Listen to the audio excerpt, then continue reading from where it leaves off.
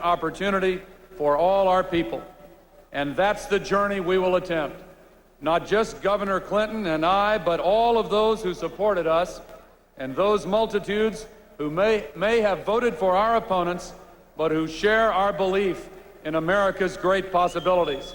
And so to all of you, I say, welcome aboard the great ship USA. We're about to embark on a new journey together, and it's time for us to go. And you've been listening to the acceptance speeches of Al Gore and Bill Clinton, winners tonight. The night of the Democrat, we might call it, also the night of the woman. Did you see Governor Barbara Roberts in that crowd? I didn't pick She's her up. somewhere down there, and maybe she won't come back to Oregon. Maybe she'll be accepting There is some folks. speculation that she might be appointed. She was one of his 4 advisors. Right. Let's see how President Clinton did in Oregon and Washington. He's going to win Oregon with 44% of the vote right now. This was with 1/3 of the precincts reporting. And in Washington, let's take a look at the numbers there with 74% of the precincts reporting. Bill Clinton has 47%. Vera Katz, good night for her, too. At last time we checked, she was leading Earl Blumenauer 60 to 40%. We're going to go and see if she's accepting yet this evening. Right, again, Earl Blumenauer, we asked if he was going to concede, and he stubbornly said, no, I'm not ready to concede. Let's go to Lisa Balick right now, who is with the Clinton campaign. Lisa? At the Hilton. Mike and Shirley, they are ecstatic here. The band is just starting up. They're going crazy. Tonight they are with the folks in Little Rock in spirit. It's a big change for things here at the Hilton. This is generally not where the winning campaigns are, but again, they're breaking with tradition. There's a lot of people here from all age ranges, a lot of young families who have brought their small children here to stay up into the night to see the speech that people at home just saw on television. A lot of middle-aged folks, older folks, a real wide cross-section, something that you don't generally see at some of these presidential campaign parties. Hundreds of these people have spent hundreds of hours doing volunteer work. They've done the phone banks. They've been door to door. They were out waving signs today. They were on those phone banks until 8 p.m. tonight here in Oregon. So these people feel like they've paid their dues, and they're very ecstatic to see their candidate finally here. They also were up waving goodbye to George Bush tonight on the screen. So it's been quite the evening for most of these folks here. One other note, too, that it is not over yet. They're still waiting to see what happens to Les O'Coin if he becomes Senator O'Coin. Now let's go over to the Katz campaign with Ken Boddy to see what's happening there. The volunteers have given the most precious thing that anybody can give in a campaign, and that's your time. And thanks to each of you. My appreciation also goes out to Commissioner Blumenauer, who's been a tough, worthy opponent. This was a difficult campaign, but it was a campaign between 2 leaders who care very deeply about this wonderful city. I know Earl will continue his devotion and commitment to Portland and to its people, and I'm optimistic about our future, about our new city council working together, Earl and myself and others, combining our energy and love for the city for a common purpose. It is time, even with the wonderful news about the defeat of ballot measure number 9.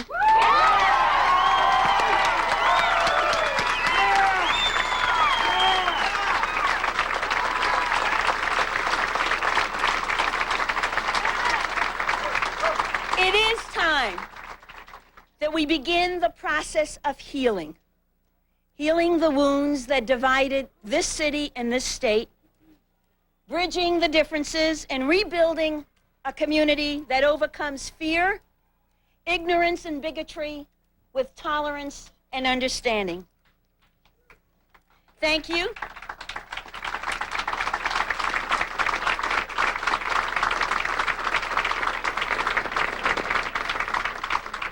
Thank you all for all your help and for being there whenever we needed it.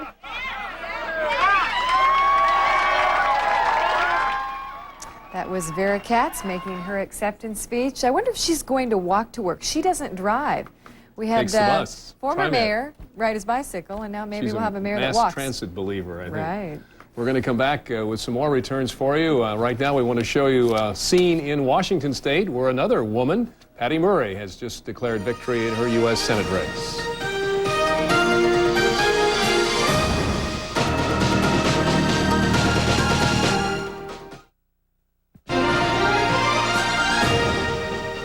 Vera Katz has declared victory in the race for mayor of Portland. She's still holding that 60 to 40% lead over Earl Blumenauer, about 11,000 votes, separating them even a wider margin than she enjoyed in the primary. Craig Cheatham is standing by with Earl Blumenauer at Kells in downtown Portland. Craig, was Earl Blumenauer watching as Vera Katz gave her victory speech? No, I don't think he was, but I'm going to ask Mr. Blumenauer now if he has anything he'd like to say to Ms. Katz, who, as you know, is already declaring victory. I plan on visiting with her. Very shortly, I would guess then. What will you be saying to her?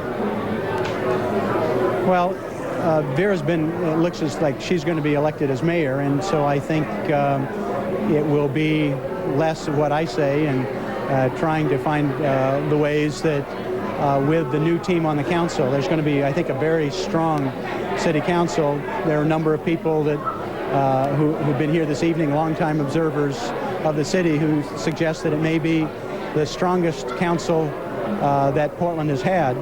So there are lots of opportunities, I think, for people to be able to deal with areas of specialization and responsibility. In part, that will be how she envisions dealing with assigning responsibilities. In part, it will be what the members of the council feel that they can contribute. But I'm convinced that even though it's going to be a tough couple years for the city, that there's a lot of interest, a lot of strength. And one of the things that's come out of some very positive campaigns for these city races is that there's a reservoir of talent and interest and commitment to the city that's going to make everybody's job easier. Thank you very much. And one of the things that we tend to focus on campaigns is differences. But obviously you and Ms. Katz also feel very similar about a variety of issues as well. And I would guess that would be one thing that you would hope to bring to the city council. And I think that's one of the things that came clear on issues like Measure 9 and a commitment to Portland's future, that in other cities you would have seen division. And in this city, between Representative Katz and myself, between Chuck Diamond and Charlie Hales, there was unanimity, and I think that bodes well for Portland. Thank you. Thank you very much, Earl Blumenauer, for talking to us. Obviously, a lot of things to talk about tonight between Vera Katz and Earl Blumenauer. Let's go back to the booth. Thank you. Thanks, Craig. They may clash, though, over how to pay for the extra police. Oh, that's right. Some of the things that Vera promised as she was campaigning: she's going to consolidate all Multnomah County police agencies into one, expand integration of social services. She supports green spaces, and you can bet she's going to promote housing around the light rail. We're going to show you all the returns on our 10 o'clock news, which is coming up next, so stay with us.